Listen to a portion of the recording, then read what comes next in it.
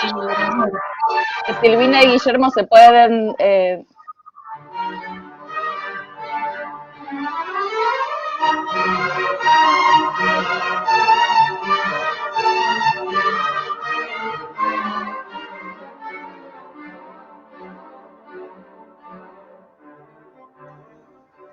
Buenos días, buenas tardes. Primeramente agradezco a Dios que me permite compartir con todos ustedes esta ponencia. También agradezco al Comité de Lectura y a los organizadores del Congreso por haber aceptado la propuesta de esta mesa temática. Agradezco también a la doctora Mansilla por invitarme a formar parte de este espacio y a todo el equipo. Y también muchas gracias a la doctora Volkovic por la presentación y gracias por la presencia de todos los que están unidos a esta sesión. Entre 1941 y 1987, Carlos Guastavino compuso 15 obras que incluían en su título la palabra romance. Este conjunto se encuentra concebido para diversos tipos de orgánicos, que van desde el piano solo y piano a 4 manos, a 2 pianos, orquesta de cuerdas y, por supuesto, la formación más referencial de Guastavino, la voz solista acompañada por el piano. Me interesé por la palabra romance a partir de la lectura de los escritos de Rubén Pérez Bugalo con relación al chamamé. El investigador expresa que la herencia poético-musical del litoral argentino se encuentra emparentada con el romancero español. Deseo entonces conocer si existe alguna conexión entre la herencia del romancero tradicional español en América y la producción musical del compositor santafesino. Aclaro que toda vez que enuncio el litoral, me refiero al litoral argentino. Teniendo en cuenta el extenso catálogo confeccionado por Silvina Mansilla en su libro referido a la obra musical de Guastavino, se pueden contabilizar la existencia de 15 composiciones conectadas con la palabra romance. Determinar cuán presente se encuentra la herencia del romancero español en las composiciones de Guastavino, particularmente aquellas que se encuentran conectadas desde lo poético y musical al litoral, constituye el objetivo principal de esta ponencia. Para tal fin realicé un recorrido por las características que definen al romance enunciando sus particularidades. Me guiaron los escritos de Ramón Menéndez Pidal, Mercedes Díaz Roy, Olga Fernández Latour de Botas y Gloria Chicote. Los postulados de Rubén Pérez Bugalo constituyen una importante guía para comprender las posibles conexiones entre la poética de los versos utilizados en las canciones del litoral y el romancero español. En cuanto a la figura de Carlos Guastavino, me sustenté en los escritos de Silvina Mansilla y Vera Volkovic, puntualmente los libros dedicados a la obra musical del compositor. Por último, me orientaron investigaciones realizadas por Jonathan Call y artículos de la revista Folklore con relación a León Benarós, el autor de algunos textos. Para continuar, realicé un análisis de la versificación del poema escrito por León Benarós, efectué un breve análisis de la melodía y de su relación con la métrica de los versos. Por último, la rítmica acompañante propuesta por Guastavino a través del piano fue analizada desde una perspectiva comparativa con la rítmica acompañante del chamamé. Puedo expresar que hasta el momento existe un escaso tratamiento musicológico de las composiciones con aire del litoral del corpus compositivo de Guastavino, como también del chamamé, complejo cultural regional recientemente reconocido por la UNESCO como Patrimonio Inmaterial de la Humanidad. En lo que se refiere al romance tradicional español, autores como Menéndez Pidal, Mercedes Díaz Roy, Olga Fernández Latour de Botas y Gloria Chicote, entre otros, expresan que tiene su origen a finales de la Edad Media con un conjunto de versos indeterminados de 16 sílabas monorrimas. Los juglares cantaban romances acompañándose al son del laúd. Debido a cuestiones prácticas, evolucionó. Al verso se lo dividió en 2 hemistiquios, quedando versos de 8 sílabas asonantadas, agrupados en estrofa de 4 versos, con líneas impares de final libre, debiendo rimar las pares. De acuerdo con las temáticas de los poemas, se clasifican en épicos, amorosos y de relaciones entre señores y vasallos, pero también se los puede agrupar en históricos, épicos y literarios, novelescos y líricos. En España el romance es germinal. Por medio de la conquista llega a América difundiéndose por todo el territorio con igual intensidad. De esta manera lo expresa Mercedes Díaz Roy en su libro Romancero tradicional de América. Cito: en América, el romancero se halla en todo el continente, desde los núcleos de habla hispana en Estados Unidos hasta la Tierra del Fuego, y vive en innumerables textos que son versiones de los romances más apreciados modernamente. Fin de cita. Pérez Bugalo demuestra la trascendencia del romance en América con pruebas fehacientes. En su libro El chamamé, Raíces coloniales y desorden popular, exhibe una lista de nombres de romances, acotando que algunos de ellos han sufrido determinadas modificaciones. Agrega también que algunos se han mantenido lo más fiel a los originales, sufriendo modificaciones regionales con relación al habla o aspectos secuenciales. Expresa que se difundió por toda América del Sur, llegando a la Argentina por el Perú. Con relación a las modificaciones que sufrieron los romances, Gloria Chicote, en su artículo La vigencia del romancero como intuición en la crítica argentina de la primera mitad del siglo XX, cita a Ciro Bayo, quien expresa que los romances y romancillos americanos han sido, cito, aligerados, mutilados, trastocados en su mayor parte, si bien nadie los llama allí por ese nombre, sino por el de corridos o relaciones. Fin de cita. Pérez Bugalo puntualizó que por la región del litoral y puntualmente en la provincia de Corrientes han circulado los romances. El etnomusicólogo, en su recolección de campo, constató que los romances poseían, cito, acompañamiento de charango y guitarra. Fin de cita. Estableciendo una conexión entre el romance monorrimo y las expresiones poéticas musicales del litoral. Los resultados fueron compartidos en lo que Pérez Bugalo consideró sus dos mayores trabajos musicológicos: el chamamé, Raíces coloniales y desorden popular, y Cancionero popular de Corrientes. En los romances recolectados se reconocen modificaciones y adecuaciones a las características regionales, dotando a los mismos de una mayor significación para los naturales del lugar. Las modificaciones que se aplicaron sobre el romancero tradicional español generaron el nacimiento de lo que se llamó el romancero criollo. Este fue liberado de las ataduras de la monorrima y de las asonancias por conjunto de versos. Por consiguiente, el romancero criollo se constituyó como un verdadero romancero local, ya que refleja los aconteceres argentinos relatando sus particularidades.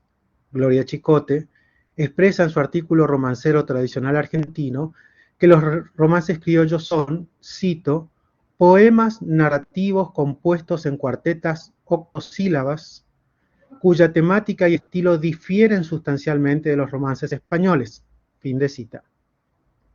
Explica también que poseen temáticas, personajes, cantos y ritmos criollos, donde lo español ha sido sustituido por lo argentino. Sin contar las canciones El prisionero y El labrador y el pobre, sobre textos españoles antiguos, 4 son los romances vocales de la autoría de Guastavino. Fueron compuestos en la primera mitad de la década de 1960, en coincidencia con la decisión de Guastavino de virar su pluma compositiva hacia la música popular. En el primero de ellos, Romance de ausencias, el texto nos habla de la añoranza de un niño hacia un árbol, el algarrobal, y el deseo de volver a verlo. Con relación a su definición rítmica, considero que estaría muy cercano a lo que en el folclore se dio en llamar el estilo. El romance de la Delfina, subtitulado Canción del Litoral, trata sobre el amor entre Delfina y Francisco Pancho Ramírez, un caudillo entrerriano de aguerrido valor que es perseguido, atrapado y degollado. En El río Feliciano, romance de Gregoria Pérez, nos relata sobre la valentía de una mujer santafesina, quien ofrece al ejército argentino todos sus bienes. Y el último, el romance de José Cubas, cuenta el revés político sufrido por quien fuera en su tiempo gobernador de Catamarca. Las 4 canciones se encuentran acompañadas por el piano, lo escueto de su acompañamiento, la simpleza de su manifestación acórdica, más lo acotado del registro utilizado, remiten a mi parecer a algún tipo de instrumento folclórico armónico. Considero que el piano emula a la guitarra o bien al acordeón. Jonathan Call comenta en su artículo La intersección de la música culta y de la música popular en Argentina que el antiguo estilo del romancero fue utilizado por León Benarós con versos octosílabos. Según las palabras de Benarós, esta manera de escribir, cito, llega más fácilmente al oído del público. Fin de cita. Call expresa que el poeta tuvo especial interés por la forma de los romances tradicionales. Muestra de ello son algunas de las siguientes publicaciones: Romance de la Tierra de 1950, Romancero Argentino de 1959, Romances del Infierno y del Cielo de 1971, entre otros. Benarós recopiló sus romances bajo el título Romancero Criollo de 1979. En dicha obra, el poeta nacido en Villa Mercedes, San Luis, expresa acerca de su inspiración, cito, he pensado en un payador anónimo, tratando de no taparle la boca para que mi voz se pierda en la del símbolo. Fin de cita. En la revista Folklore número 271, Benarós comenta sus razones para expresarse a través del romancero. Cito, sin perjuicio de lo de entrañable y oculto hay en toda creación literaria, siento que he escrito estos romances con la doble intención de fundarme y fundarnos. Fundarme es decir, hacer pie en la tierra argentina, echar raíz aquí, donde los míos llegaron con el centenario, con esperanza y amor, y donde reposan los huesos de mis padres y abuelos. Fundarnos, es decir, ayudar a delinearnos espiritualmente, buscando y subrayando en la mucha pasión que nos edificó y nos edifica, la nobleza, el valor, la amistad, el llanto compartido, la devoción, el canto del pueblo, la tarea de las honradas manos, todo aquello que, sin estridencia de color, callada y hondamente, van dibujando el perfil de la patria. Fin de cita. En un artículo publicado por el diario La Nación el 3 de octubre del 2020, Juan Cuadrado expresa lo siguiente sobre el romancero criollo del poeta puntano. Cito, en el romancero criollo encontramos romances de rigor histórico impecables por el afán que el poeta tenía de escribir verdaderos cantares de gesta. Él había notado que los países europeos tenían esos cantares. Con su obra quiso lograr que un payador nos contara hechos trascendentales de nuestra historia. Leda Valladares dijo sobre una de sus creaciones, esta composición es tan auténtica que parecería popular anónima, es decir, folclórica en su origen. La doctora Olga Fernández Latour de Botas, autoridad sobre estos temas desde hace más de 60 años, que aplaude su obra, lo considera un poeta glosador con sus cuartetas temáticas. Fin de cita. La temática del caso en estudio se centra en un hecho de la historia argentina. Benarós fija la atención en la persona de la primera patricia argentina, Gregoria Ignacia Pérez, hija de Ignacio Bernardo Pérez, natural de Galicia, y de María Ángela Larramendi. Gregoria se casó con Juan Ventura Denis, heredando tierras y posesiones en la provincia argentina de Entre Ríos. Al enterarse que el general Manuel Belgrano se dirigía al Paraguay atravesando la provincia santafesina, Gregoria se contactó por medio de su hijo Valentín con el general, poniendo a disposición sus propiedades desde el río Feliciano hasta el puesto de las Estacas para auxiliar al ejército argentino. Belgrano aceptó tal ofrecimiento y le respondió sumamente agradecido. Los invito a escuchar parte de En el río Feliciano, Romance de Gregoria Pérez.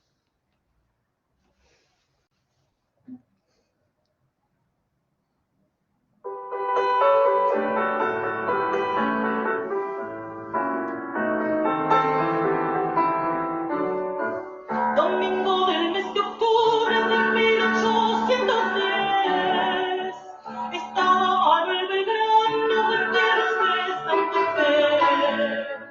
En eso llegó un muchacho que dice: Señor, te pido noticias para la patria, y en esta carta he traído. Señor general Belgrano, camino del Paraguay, disponga usted de mis bienes y de mi ciudad. Pasaban las tropas para el Paraguay, las armas esquinas, el brazo capaz, fusiles de chispa a medio equipar, pensando huracanes de libertad,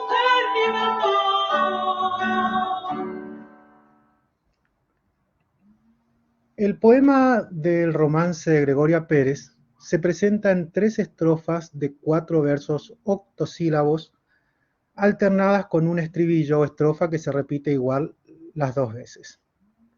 La rima se produce en los versos pares, con modalidad asonante, conformando la típica estrofa A, B, C, D. La melodía se caracteriza... Un momentito.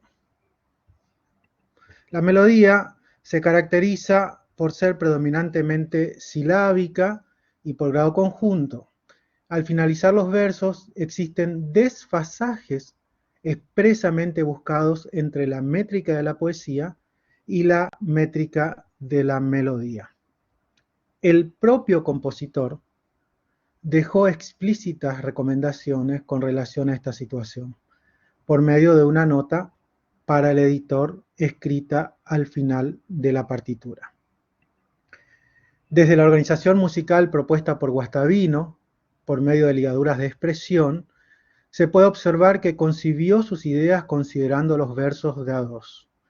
En la conjunción del texto y la melodía se advierte claramente la asonancia producida, ya que la extensión de la prosodia enfatiza no solo la misma, sino la acentuación del texto en un momento débil de la métrica del compás. Se entiende que un sonido largo ante un sonido breve se percibe acentuado.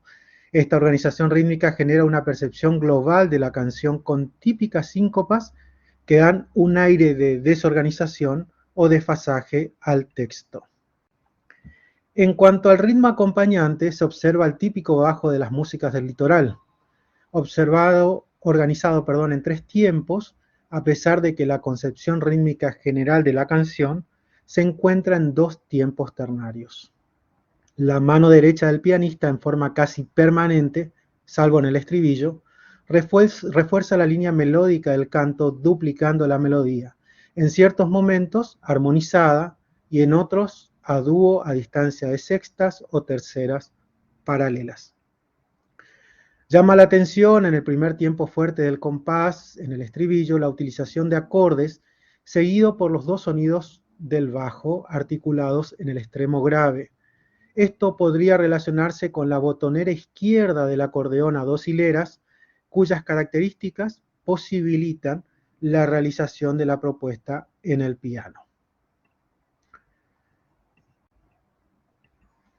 De acuerdo con el recorrido realizado en este trabajo, evidencio cierta conexión de la canción En el río Feliciano con el romancero tradicional español, teniendo primordialmente en cuenta no solo la versificación, sino también la temática y el acompañamiento pianístico. Dado que el romancero español transmutó al romancero criollo, como lo indican los especialistas, y reconociendo el criollismo en la pluma creadora de León Benarós, es inevitable reconocer rasgos identitarios del romancero tradicional español en la música del compositor santafesino. Las temáticas utilizadas en los últimos 3 romances vocales de Guastavino reflejan la presencia de relatos relacionados con momentos de la historia argentina. La narración de los hechos del pasado, como la expresión de un juglar rememorando hechos cantados a modo de gesta a cargo de la voz solista, más el acompañamiento del piano de manera escueta, casi si representara algún instrumento popular, nos remite, a mi parecer, a aquel mundo medieval del romancero tradicional. Lo narrativo se percibe con claridad en la canción del río Feliciano. El devenir de la versificación del romancero tradicional al romancero criollo, en la utilización de términos y referencias locales, muestra una evolución lógica, dado que los tiempos y contextos fueron cambiando desde la llegada del romancero peninsular a América, propagándose y nutriéndose de toda la riqueza y diversidad que posee el continente en su extensión. En cuanto al acompañamiento del piano, reconozco un evidente deseo del compositor por ofrecer un soporte claro y continuo para el texto a modo de un payador criollo.